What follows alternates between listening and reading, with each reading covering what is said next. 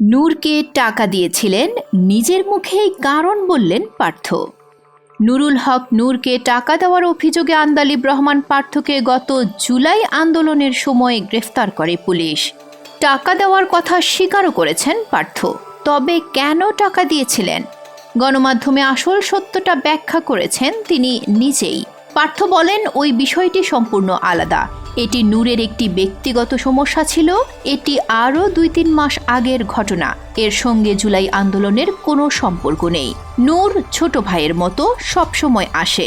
যারা এই সরকারের বিরুদ্ধে কাজ করে বা করেছে তাদের প্রতি আমার একটি সহানুভূতি ছিল।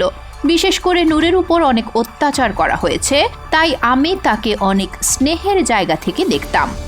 রাজনীতির আগে তো এটাই ছিল, বড়রা ছোটদের স্নেহ করবে, তাদের প্রশিক্ষণ দেবে।